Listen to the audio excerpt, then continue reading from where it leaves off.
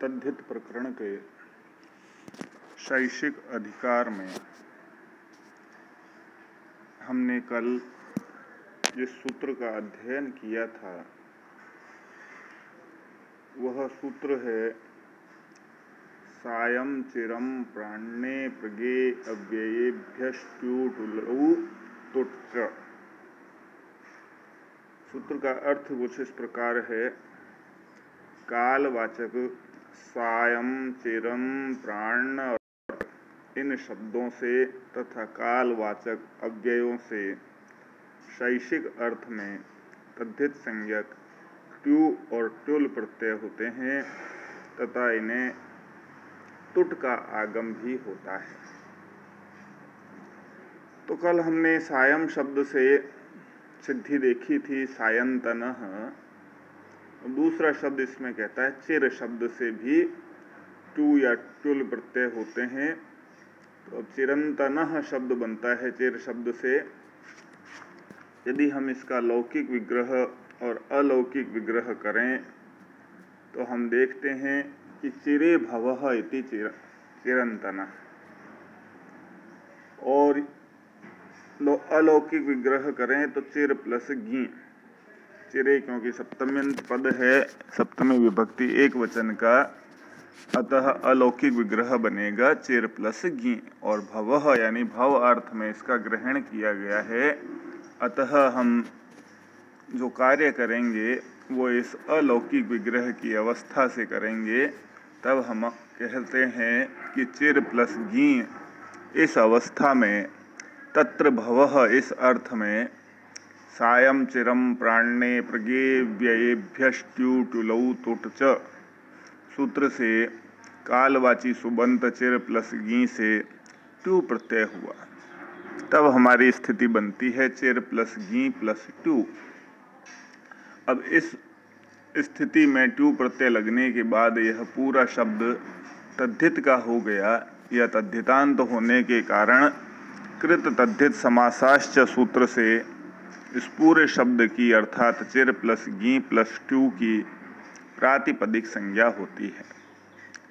जैसा हमें ज्ञात है कि प्रातिपदिक में स्थित गी के लुक का विधान है, अतः सुपो धातु प्रातिपदिकयोः सूत्र से प्रातिपदिक चिर प्लस गी प्लस ट्यू में अवस्थित गी सुप है, अतः गी का लुक हुआ। तब हमारी स्थिति बनती है चिर प्लस ट्यू। अब हमें जो भी कार्य करना है वह प्रत्यय में सर्वप्रथम हम कार्य करते हैं। तो ट्यू प्रत्यय में प्रत्यय के आदि में स्थित टकार वर्ण है जो ट वर्ग का है। तो चुटु सूत्र का अर्थ यदि हम स्मरण करें तो चुटु सूत्र कहता है कि प्रत्यय के आदि में स्थित च वर्ग अथवा ट वर्ग का कोई भी वर्ण हो तो उसकी इत संज्ञा होती है। इत संज्ञा हमारे पास दो सूत्र होते हैं, एक अंतिम हल की इत संज्ञा करता है हलंत्यम सूत्र, और दो या तीन सूत्र ऐसे हैं जो प्रत्यय के आदि में स्थित वर्णों की इत संज्ञा करते हैं।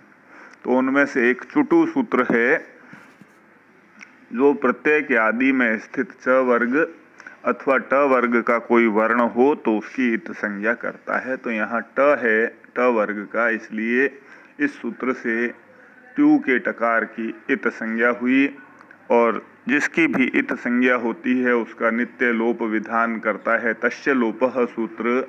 अतः इत संज्ञक टकार का चुटु तस्य लोपः सूत्र से लोप हो जाता है। तब हमारी स्थिति बनती है चिर प्लस यू। अब यू के लिए कहते हैं कि अंग से परे यू और वू को अन और अक आदेश होते हैं। यहाँ ध्यान रखने की बात यह है कि जो हमने सूत्र देखा था सायं चिरं प्राण्ये प्रगे व्ययेभ्यश्च्युटुलौ तुट् च, इस सूत्र ने दो कार्य एक साथ बताए थे। एक तो ट्यू और ट्युल प्रत्यय का विधान करता है, साथ में ही इन्हें तुट का आगम भी कहता है। अब समस्या ये होती है कि दोनों कार्य एक साथ किए जाएं या भिन्न भिन्न तरीके से किए जाएं। तो यहाँ पर हम देखते हैं कि यू और वू को जो अन और अक आदेश होते हैं वो अंग से परे होते हैं। अंग का तात्पर्य जैसे पूर्व के वीडियोज़ में भी मैंने कई बार बताया है, यस्मात् प्रत्यय विधिस् तदादि प्रत्यय अंगम, जिससे प्रत्यय का विधान किया जाता है उस प्रत्यय से पूर्व जितने भी वर्ण हैं उन वर्ण समुदाय की अंग संज्ञा होती है। यदि हम तुट का आगम साथ में कर देंगे तो तुट का आगम साथ करने से फिर यू और वू को अन और अग आदेश नहीं होगा, क्योंकि यू और वू का ही अवयव बनता है तुट। अतः तुट के तकार का व्यवधान हो जाने के बाद यदि हम यू और वू को अन और अक करना चाहें तो नहीं कर सकते हैं, क्योंकि अंग से परे तकार का व्यवधान हो जाएगा। अतः हम सर्वप्रथम यू और वू को अन और अक आदेश करते हैं। यू और अनाकऊ सूत्र से, इस सूत्र से यू को अन आदेश हो जाता है, तब हमारा रूप बनता है चिर प्लस अन। तब हम जाकर के पुनः उस सूत्र की प्रवृत्ति करके तुट का आगम करते हैं। सायं चरम प्राण्ये प्रगे व्ययेभ्यष्ट्यु टुलौ तुट च। इस सूत्र की पुनः प्रवृत्ति कर हम अन, जो कि यू प्रत्यय का आदेश है, अतः अन को तुट का आगम हुआ। तुट चूंकि टित है, जैसा हमें ज्ञात है, दो प्रकार के प्रत्यय होते हैं, दो प्रकार के या तीन प्रकार के आगम होते हैं। एक आदि आगम होता है, एक मध्य आगम होता है, एक अंत आगम होता है, जिन्हें अवयव कहा जाता है। आगम एक सामान्य भाषा में हम कहते हैं, मूल रूप में वो अवयव ही होते हैं। तो जिसको भी कहा जाता है वह उनके अवयव होते हैं। तो यहाँ यू और वू के अवयव के रूप में तुट का विधान है। अतः तुट टित है, टकार अंतिम हल है, इसलिए ट की हलंत्यम से इत संज्ञा होनी है, इसलिए हम इसे टित कहते हैं। तो टित होने के कारण आद्यंतौ टकितौ सूत्र से वह अन का आदि अवयव बनेगा। तब हम कहते हैं हमारा रूप बनता है चिर प्लस तुट प्लस अन। अब इस अवस्था में तुट प्रत्यय प्राप्त होने के बाद या तुट अवयव प्राप्त होने के बाद हम उसमें जो भी कार्य करने हैं वह करेंगे। तो हम देखते हैं तो अंतिम हल वर्ण है टकार। हलंत्यम सूत्र से तुट के अंतिम हल टकार की इत संज्ञा होती है। तस्य लोपः सूत्र से इत संज्ञक का नित्य लोप विधान है। अतः इत संज्ञक टकार का लोप हो जाता है। तब हमारी स्थिति बनती है चिर प्लस तू प्लस अन।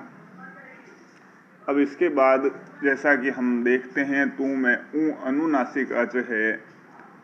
तुट प्रत्यय जो प्राप्त हुआ वह सूत्र से प्राप्त हुआ, अर्थात वह उपदेश है। तो उपदेश में अनुनासिक अच की इत संज्ञा का विधान है। अतः उपदेशेज अनुनासिक इत, इस सूत्र से तू में स्थित अनुनासिक अच उकार की इत संज्ञा हो जाती है। तस्य लोपः सूत्र से इत संज्ञक अनुनासिक अच ऊकार का लोप हो जाता है। तब हमारे पास तू में तकार शेष रहता है हल। तब हम देखते हैं कि हमारा रूप बनता है चिर प्लस त प्लस अन। त में अन का आकार जोड़ने पर त स्वरांत हो जाता है। तब हमारा रूप बनता है चिर प्लस तन। अब चूंकि चिरम शब्द जो है वो मकारांत निपातन से सिद्ध होता है, तो निपातन से सिद्ध होने के कारण मकारांत करने पर हमारा रूप बनता है चिरम प्लस तन। अब चिरम चूंकि स्वादिषु सर्वनाम स्थाने सूत्र से पद संज्ञक है, अतः पद संज्ञक होने के कारण से चिरम के पदांत मकार को मो अनुस्वारः सूत्र से अनुस्वार आदेश हो जाता है। तब हमारी स्थिति बनती है चिरम प्लस तन। म को अनुस्वार आदेश हो जाता है। तब हम देखते हैं कि एक सूत्र जो हमें प्रारंभिक कक्षाओं में हम पढ़ते आए हैं, अनुस्वारस्य यई पर सवर्ण। यय प्रत्याहार का वर्ण परे हो तो अनुस्वार को पर सवर्ण आदेश होता है। अब यहाँ हमारी स्थिति है, अनुस्वारांत चिरम शब्द है और उससे परे तन शब्द है, तो तन में तकार यय प्रत्याहार के अंदर आता है। तो यय प्रत्याहार का वर्ण परे होने के कारण से चिरम के अनुस्वार को पर सवर्ण अर्थात बाद में त वर्ण है तो त वर्ण का ही पंचम वर्ण आदेश होता है। तब हमारी स्थिति बनती है चिरंतन, अर्थात अनुस्वार को नकार आदेश हो जाता है। अनुस्वार पंचम वर्ण होता है और पर सवर्ण क्योंकि तकार है तो तकार होने के कारण त वर्ग का पंचम वर्ण नकार आदेश हो जाता है, तब चिरंतन शब्द बनता है। अब यह तद्धितांत का शब्द बन जाता है। अब इस तद्धितांत शब्द से पद बनाने की प्रक्रिया शुरू होती है। तो सु औजस इत्यादि सूत्र के साथ सुपह प्रत्ययः परश्च ज्ञाप प्रातिपदिकात, इन सूत्रों से प्रातिपदिक चिरंतन शब्द से परे सुप प्रत्ययों की प्राप्ति होती है। द्वयेकयोर द्विवचनैक वचने, इस सूत्र की सहायता से हम कहते हैं कि प्रथमा विभक्ति एक वचन की विवक्षा में हमें सुविभक्ति प्राप्त होती है। तब हमारी स्थिति बनती है चिरंतन प्लस सु।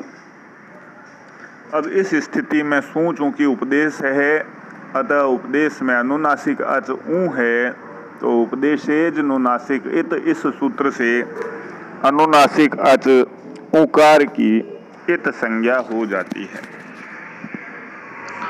इत संज्ञा अनुनासिक अच की इत संज्ञा होने के बाद तस्य लोपः सूत्र से अनुनासिक अच का लोप हो जाता है इत संज्ञक होने के कारण। तब हमारी स्थिति बनती है चिरंतन प्लस स। अब इस अवस्था में चूंकि पदांत सकार है, अतः पदांत सकार को ससजुसो रू सूत्र से रू आदेश होता है। तब हमारी स्थिति बनती है चिरंतन प्लस रू।